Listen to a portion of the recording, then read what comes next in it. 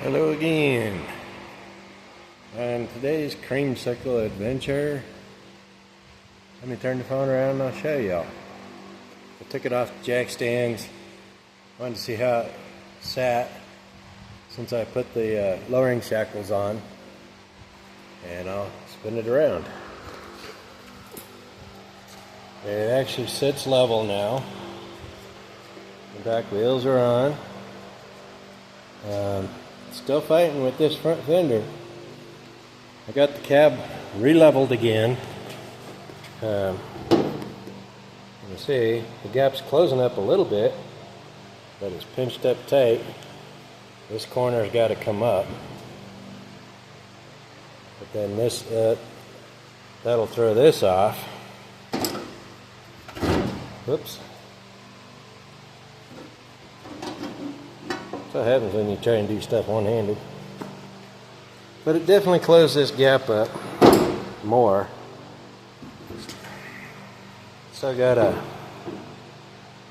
½ inch to go, and that needs to open up 1/4 inch. I'm going to walk around the other side.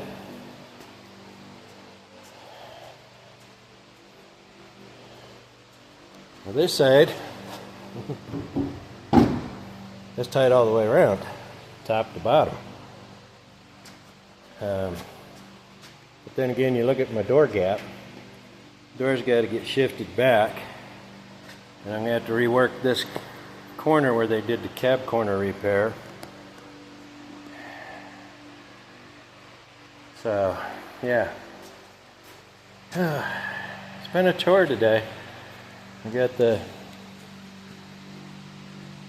radiator core supports back in and mounted. The bolts in. Yeah, this is, you can see how big that gap is with the front tire on the passenger side. And this is after I sectioned the fender and moved it back 2½ inches. Closed up that gap quite a bit. And for having a 3½ or a 3-inch dropped I-beam axle, there's a gap between the top of the fender and the top of the bottom of the fender wheel well opening and the tire. I do not like that. So I might revisit where I cut along there, cut it all the way back and down through here and lower that to close that gap.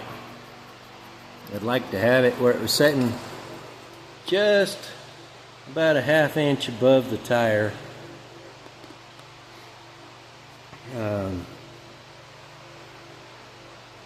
I don't know, I was thinking of that today.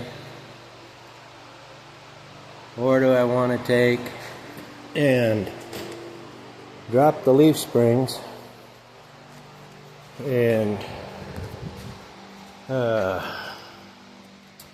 put the I-beam on top of the leaf springs and notch the frame. Whew, too hot for a hat. It was supposed to hit 100 today. It's been 107 in the shop. I drank a bunch of water with electrolytes in it today.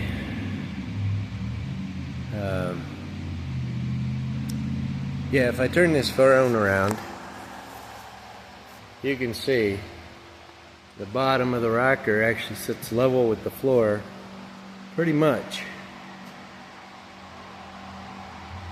And stuff. I'd like to have that front end sitting down a little bit more than it is, but I don't know which is the worst of two evils. Reworking the axle onto the top of the leaf springs or reworking the fenders. So something I'm going to think about and give it time. The top of the roof now on the truck is only 3/4 of an inch taller than me, which I thought was kind of funny. But yeah, I got to focus on getting that exhaust tips fixed next, and the sway bar mounted on the rear end.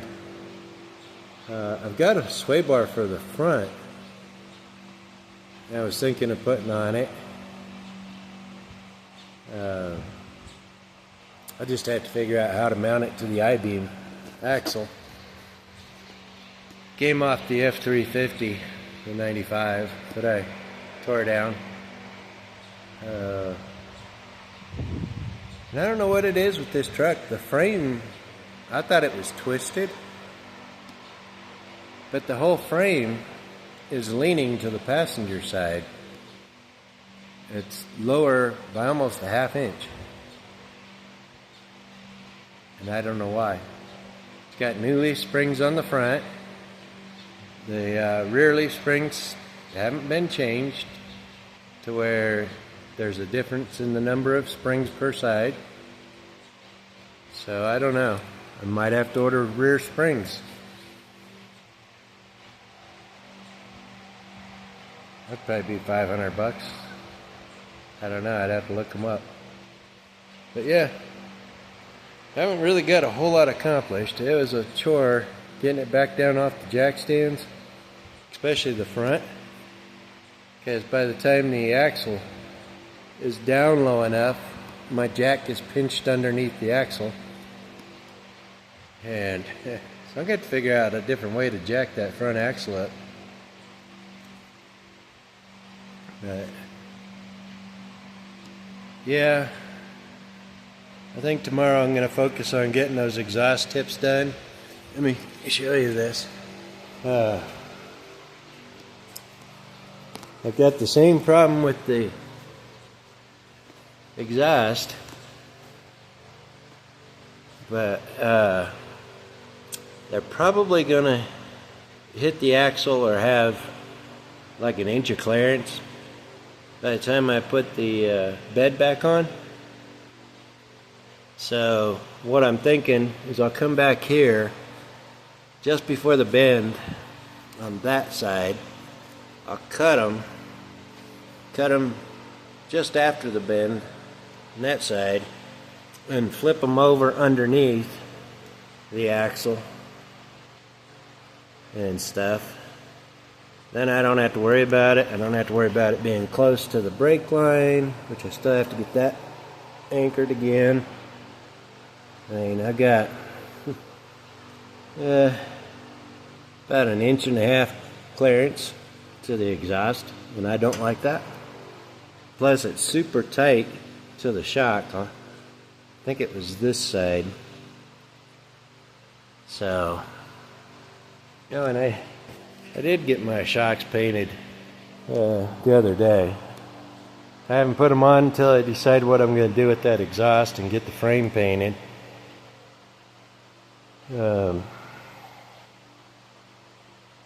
But yeah, my plan tomorrow is exhaust. Get that taken care of. Work on getting that sway bar mounted, cleaned up and painted. I got to figure out how I'm going to work those bolts. You can see it's got a kick out to come around to the outside of the frame, but then it's going to be really close to the leaf springs on each side. So I'll figure that out. Just one piece at a time. That's how you eat an elephant. So, but yeah, you can see how tweaked those exhaust tips are and stuff. So I want to get that straight. And this one over here is rolled this way. This one's rolled that way as well as kicked out. So I want to get them straightened out, level, and a little closer together if I can. So Alright, let me step back here. You can see how the frame is leaning that 1/2 inch to the passenger side. So I don't know. Here, I thought it was twisted in the front, and then I was measuring it back here and stuff. And for some reason, it's just this whole side is lower than that side. So, what else? Yeah, that's pretty much all I did today. It was just a little too hot in here to do much, if anything else. I did order a new inner fender brace for the driver's front fender. And it'll be shipped, I don't know, probably Monday. I don't know if the guy's going to do it tomorrow or not. But it'd be nice to get it here sooner than later. Hopefully it won't take forever. I'll have to take the fender off to weld it in. Thinking of this fender, there isn't a whole lot more I can really do to get that gap closed. And from here down is where you can actually see the offset, where they welded in the new patch replacement panel down there. So I'm thinking I'll come up here to this body line, split it all the way down, and then just move it in or towards the door, what little bit I need to move it to close that gap. But I got it 1/2 inch close, or within 1/2 inch of what it was supposed to be. Yeah, raising the cab in the front was the right answer to correct that problem. This side, I ended up raising it almost 1 inch and a little over 3/4 inch on the passenger side. That way the cab's sitting level. Now I'm going to have to put a lot of spacers on the passenger side of the bed when I put it back on. So, anyways, that's where I'm at today. Glare off that car. Hope y'all had a good day, and enjoy your weekend, and we'll catch you on the next one. I'm out.